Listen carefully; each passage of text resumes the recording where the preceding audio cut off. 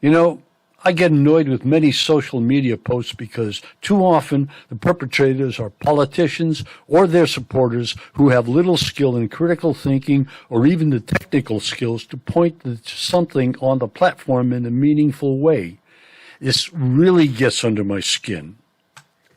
And just to start, here we have Bumpkin touting his magnanimity of donations for dogs. Dogs? Nothing about real people who need help? Forget about education. Everything in this video is based on the Facebook post of December 1st, 2023. It's a good thing that there are a few people who are doing an excellent job of pointing out Bumpkin's transgressions and other missteps in his administration, and rightly so. We need more of this kind of rational resistance. Now, this particular voice of reason brought up the topic of racist police officers shooting unarmed black men, which is a problem. And then you have someone like this come along to completely misrepresent any resemblance to reality. Think about it. Whitey? Whitey?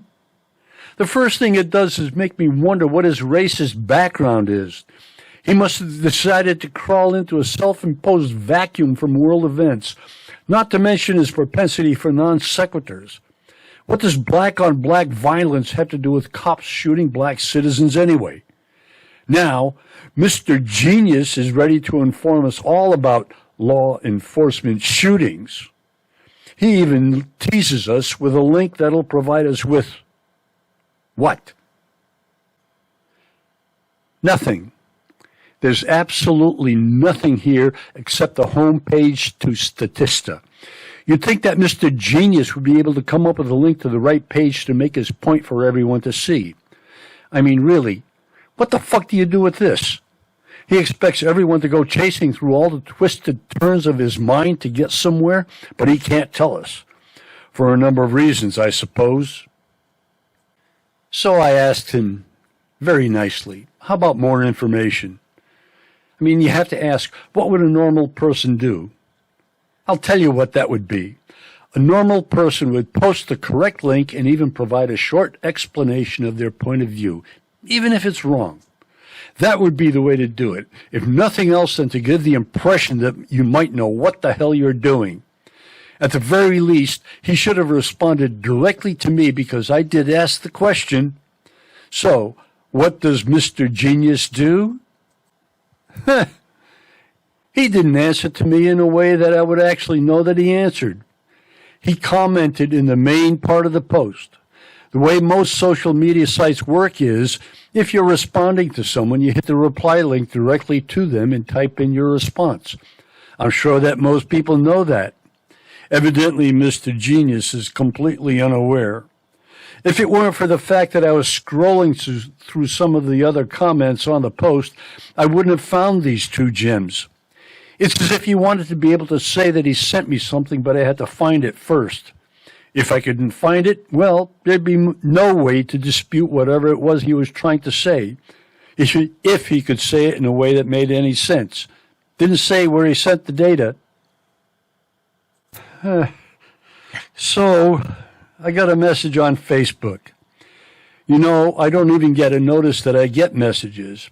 I don't really need messages from people on Facebook because that's not why I'm there. But Mr. Genius decides to give me his cryptic message, which is essentially a horrible-looking chart. That's only the start. If Mr. Genius was trying to point out some error in thinking about police shootings, he didn't have a full grasp of what the graph was saying. I have to confess that I did go to Statista on my own and looked at the same thing he claimed to. Sometimes the way you look at a visual presentation gives you a different perspective. A different perspective like this. It's much better visually and it tells a better story. And the story is that based on population percentages from these data, blacks are about 63% more likely to be shot by the police than whites. The white U.S. population is about 76%. Whites shot by police consist of about 41%. Now let that sink in for a little bit. Given these numbers, Whitey is doing pretty good at staying alive. So I wonder, just exactly what point is Mr. Genius trying to make? No point. No point at all. Or he's hiding it very well. I can't imagine that Mr. Genius is high up in the management hierarchy where he works. If he is, nothing good can come of it. You can count on that. Yes, Mr. Genius is no one I could have an intelligent conversation with, but we all have to remember what our bumpkin is doing to Virginia's education system. That certainly has to be more dangerous than any Mr. Genius.